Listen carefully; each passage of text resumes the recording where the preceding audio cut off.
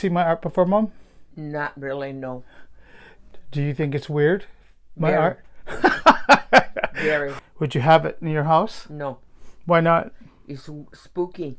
Dun, dun, dun, dun, dun, dun, dun, dun.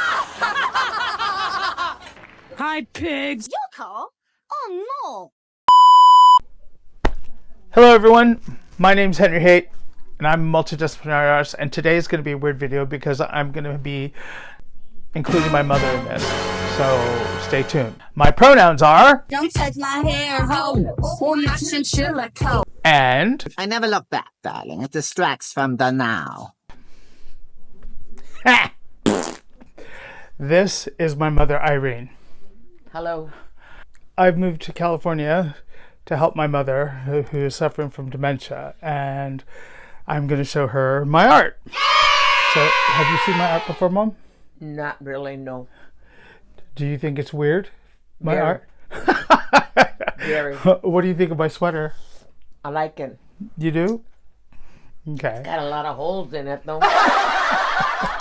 Well, it came this way. Are you serious? Yeah. You bought it with holes? Yeah, I did. I bought it with holes.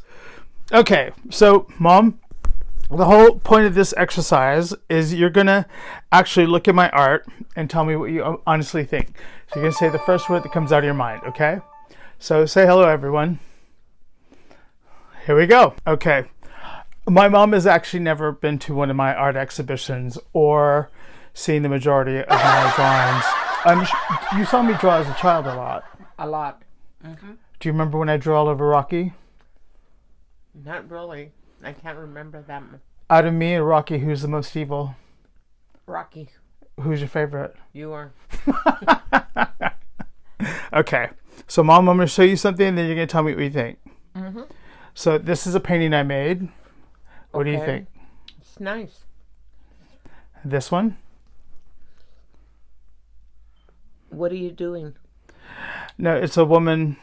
It's based off a painting. It's called La Execution de la Femme. Oh, You think it's weird? very weird. Or- Gives me the chills. Would you have it in your house? No. Why not? It's spooky. Okay. This is called Let's Riot. Mm-hmm. It's based on the Queen of England, when I live in England. Right. But obviously she doesn't have any tattoos. Oh, Would you have it in your house? yes. You would? Yes. Okay. She doesn't have no tattoos, yeah. The Queen without tattoos? Mm-hmm. Okay.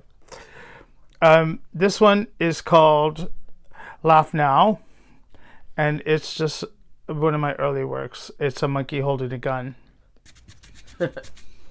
So, yay or nay? Yeah. This one is called Confessional. It's a priest. That's a priest? Yeah. You don't like it? No, he's too masculine for me. What, you like them chubby and... Mm-hmm. Okay. Here we go. This is my first work that kind of got me noticed, and it's called Diva Las Vegas. Diva? Well, based off of Elvis Presley and Warhol. Oh, What do you think? I like it. Would you have it in your house? Yes. You would? Yeah, in the den. In the den. Yeah. But you have those hideous Yeah. Thomas Kincaids. This is from my series Songs to Amuse. What do you think? I like it. It's based on Mary Magdalene, and my friend Manco is cutting her hair off. Oh, really? Yeah. So you see all the hair virtually everywhere. And, you know, when I collected crosses, although you said I needed an exorcism. Yeah. Okay, this is the Ballad of Human Attachment. Mm. You don't like that one? Mm-mm. Is it weird? Very weird. This is a famous tattoo I did on a singer. Really? Yeah. Who is that? It's Amy's nan, Cynthia. She wanted a tattoo to remember her grandmother. So this was the first tattoo I did on her. And it became a huge thing noticed by everyone in the world. Oh. And the mouth ended up crooked. This is hound dog. Hound dog. Yeah. What do you think? Looks like a dog. But it's half man. Mm-hmm. Okay. This is creation of Venus. Yeah. You don't like it? It's hard to explain what to make of that. Well, it's my take on the creation of Venus. I actually have the original photograph over there.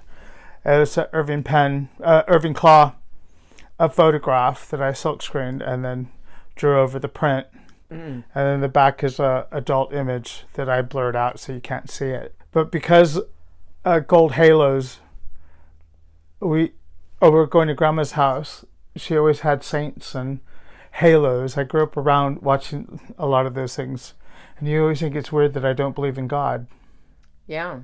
But I was surrounded by Catholic art. That's my friend Segan. Mm-hmm. Is he for real? Yes, he's a real person.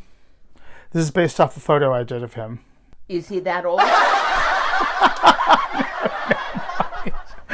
not that old. No. He looks old. Segan is, I think, 4 years younger than me. So he'd be 52 or 53. Wow. This was for the Phoenix Trust NHS Eyes Open campaign in the UK for HIV to help promote the UU. But this is based off a Catholic Salvatore Mundi painting. I see. Yay or nay? I like it. Okay. Who's that? That's you. Yes. It's called The Prodigal Son. Yeah, that's you, all right. You're prodigal. That's my friend Sam. Uh-huh. Is he real? He is real, yeah. But this is me attempting a sit-in from him, trying to do expressionist work with a modern take. So, but yeah, this is based off a photo I used. So, Nice. Yeah. And what about this one? What is that, Father Time? No, this is called Pride. This was a commission for Lancaster Pride. And this was printed all over the city. Oh. Would you have it in your house? No. No? Why not? I don't have pride No, you don't have any pride? in No. This is a tattoo I did of someone's son. Son? Well, it's his son when he was a little boy. Does he look like that? Yes, but unfortunately the guy stiffed me 100 pounds when I did it. Wow, why did you do that? Look, sorry, I don't want to get into it. I hope he looks at it, he sees his son, and that's it. This is a work created under duress based on a writer, Hunter S. Thompson. Never heard of him. Well, he did a lot of drugs, and this was during a drug relapse for me when I was under a lot of stress. He's a famous writer, and do you know who that is? Frida Kahlo. It's called The Last Chola. I did the painting, and my friend Mark Illuminati did the neon. Would you have it in your house? Yeah, I would. So You wash all those clothes? this is Dia de los Muertos. Mm-hmm. And this is essentially Marilyn Monroe, Frida Kahlo, and Elsa Lanchester as the Bride of Frankenstein. The Day of the Dead. Well, no, Thea, like aunties. Oh. Three I thought ladies. You said Diaz. Yeah, I The said Day Theas. of the Dead. No, not Thea, Theas Oh. with a T. So in February, there were some fires that destroyed, a lot of people's homes. So a lot of people lost everything. And this family lost this house entirely. Wow. This is the new work. What about that one over there I like it. with the I like it. naked ladies? Yeah. Would you have it in your house? Yeah. You would? In the den someplace. Okay. Well, since I've come back, I remember certain things of me drawing as a child. Or I remember Dad being upset with me when I drew all over his porno magazines. Mm-hmm. Yeah. Okay. So, do you want to go watch TV? Yeah. Okay. Where do I go? I'll take you right now. Hold on. I'll be right back. Do you want to say goodbye? Goodbye. I'll see All you right. later. And give you a little backstory to what's happening in my life. I have a mother who's suffering from dementia as well as a father who has stage 3 kidney disease and is going blind with a triple bypass as well. So they are not in full capacity to do certain things around their homes, as well as just assisting them with daily things around the house. My mother had a stroke about 14 years ago, and literally within the past 3 years, her dementia has accelerated, and she has moments of lucidity, as well as her short-term memory is kind of shot. However, there are pockets with dealing with dementia. They call it the long goodbye, because eventually her cognitive memories and functions will virtually leave her. And the idea of me being in England was very difficult. And my father had a bad slip and fall, and virtually kind of not doctoring, but virtually assisting them with, cooking, cleaning, and things like that, on top of trying to be creative and getting to reconnect with my family has been an eye-opening experience, as well as challenging.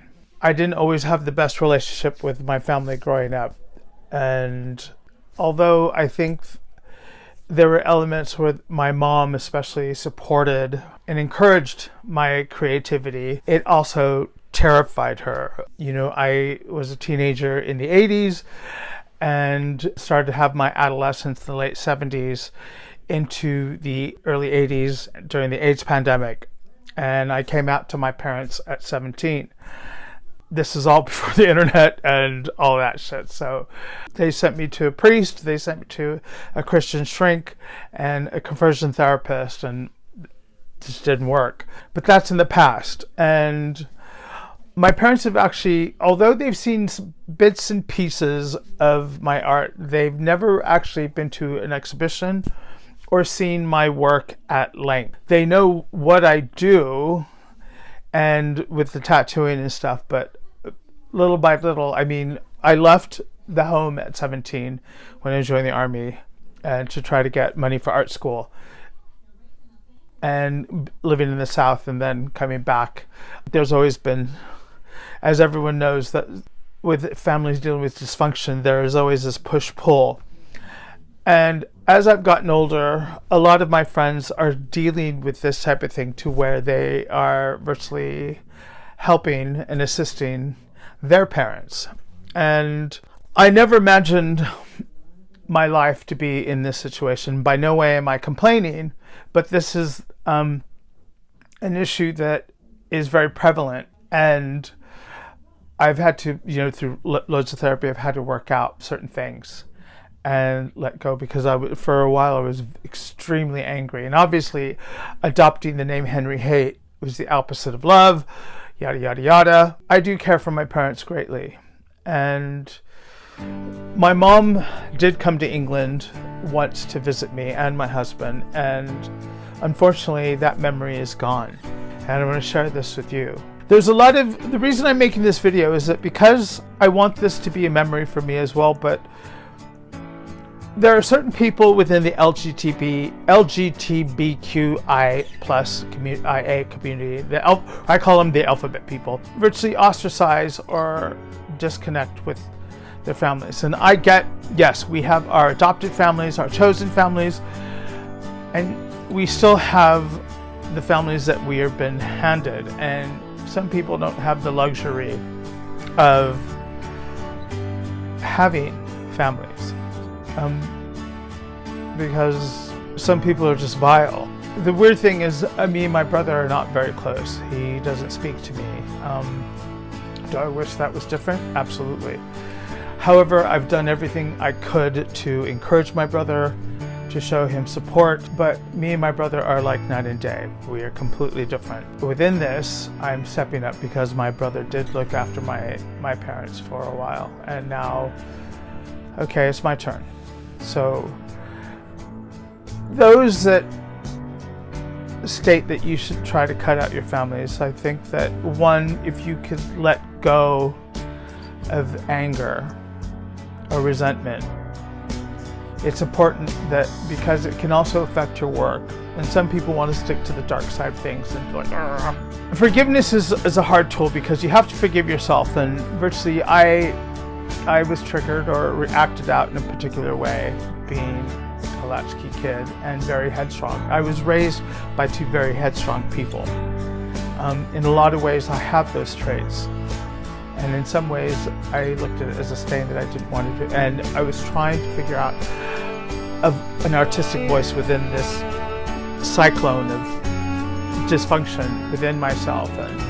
But at the same time, coming out and trying to accept myself early on at 17. There's a lot of hot discussions and hot topics about, isolating a transgender or a gay kid from a parent and keeping the person out of the equation. But I believe that it's important because in the end it will affect your relationships in the long run, in life. And this is for my mother, because I know eventually she'll forget me and who I am. So I hope you enjoyed this video, and I thank you for watching. Keep creating. Find your family. Find a purpose. Be kind to yourself and be kind to others. All right? Lots of love. Henry Hayes. Subscribe.